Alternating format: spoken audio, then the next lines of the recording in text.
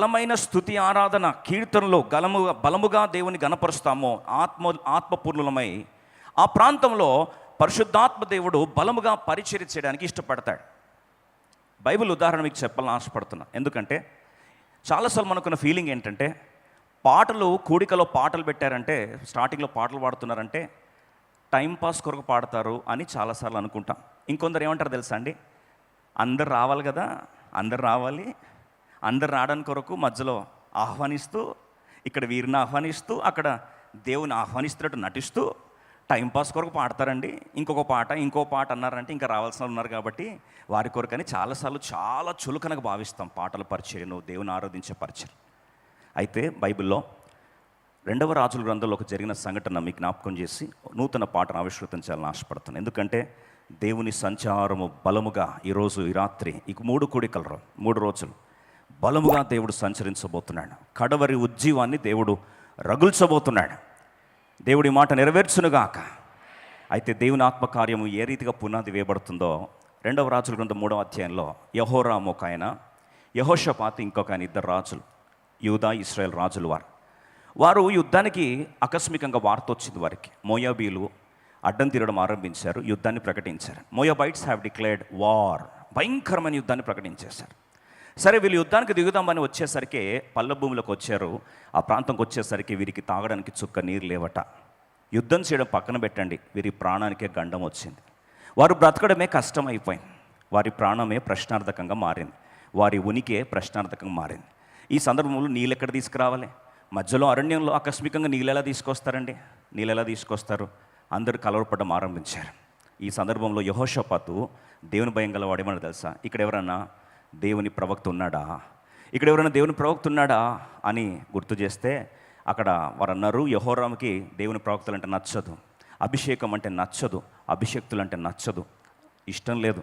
ఆయన అన్నాడు, యెహోషాపాతు అన్నాడు, ఇప్పుడు మనకు పరిష్కారం ఇచ్చేది దేవుని సేవకుడు, అభిషేక్తుడు మాత్రం ఇవ్వగలడు, అది ప్రవక్త మాత్రమే చేయగలడు అని అన్నప్పుడు సరే అని ఎలీషాని తెప్పించారు. అప్పటికి ఎలీషా కేవలము ఏలియా దగ్గర నీరు పోస్తున్నవాడు మాత్రమే. 2వ రాజుల గ్రంథం 3వ అధ్యాయం 11వ వచనంలో ఏలియా చేతుల మీద నీళ్లు పోయొచ్చు వచ్చిన షాపాతు కుమారుడైన ఎలీషా ఇక్కడ ఉన్నాడు.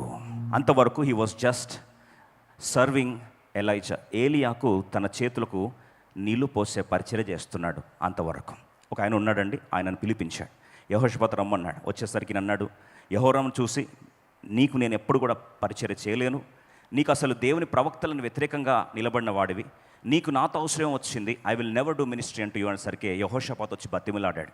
యెహోషాపాతు ముఖం చూసి ఇప్పుడు వారికి అద్భుతమైన పరిష్కారాన్ని ఇవ్వడానికి ఎదురు చూస్తున్నప్పుడు ఎలీషా హృదయంలో పరిశుద్ధాత్మ దేవుని స్పర్శ కొరకు ఎదురు చూస్తున్నాడు. చూడండి, even men of God, even anointed servants of God, even prophets of God wait for the filling of the spirit of God.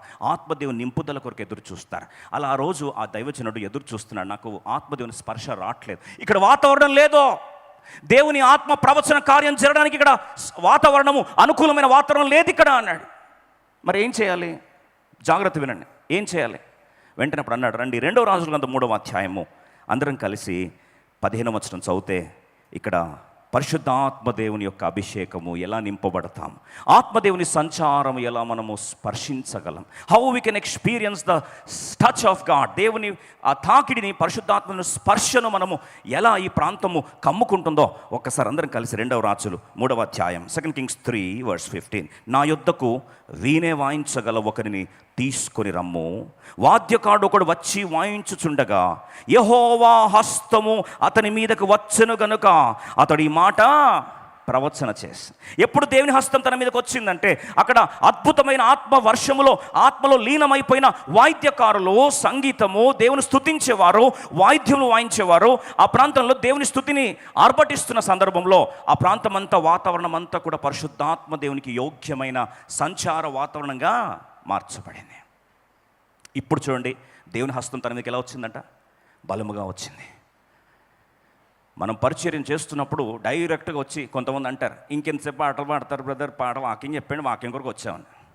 ఇలా చాలా కామెంట్స్ చూశాను నేను ఒకప్పుడు, ఇప్పుడైతే చేయట్లేదులేండి. బ్రదర్ వాక్యం చెప్పేసండి బ్రదర్, ఇంకెందుకు పాటలు, ఇంకెంతసేపు, మీరు త్వరగా వాక్యం చెప్పేసండి, మేము త్వరగా పోయి పడుకోవడానికి ఏదో పారిపోవడానికి వచ్చింది మనం. దేవుని స్పర్శ వద్దా? దేవుని సన్నిధి వద్దా? దేవుడు మనల్ని నూతనంగా తాకొద్దా? కడవరి ఉద్యమం రావద్దా? ఆత్మదేవుని కార్యము స్పర్శ లేకుండా నేను విడిచిపోను ప్రభు అని ప్రభుతో పోరాడడానికి కాదా వచ్చింది? ఆ కార్యం జరగాలి అంటే వాతావరణంలో సరైన స్థుతుల మూలముగా దేవునిని ఆరాధిస్తున్న సందర్భంలో ఈ వాతావరణం అంతా దేంతో నింపబడుతుందండి? ప్రభు హస్తముతో నింపబడుతుంది. ఈ పరిచర్య రాత్రి దేవుడు బలముగా చేయనుగాక. అందుకొరకు ప్రార్థించినప్పుడు ఈసారి దేవుడు అద్భుతమైన పాటనిచ్చాడు. అద్భుతం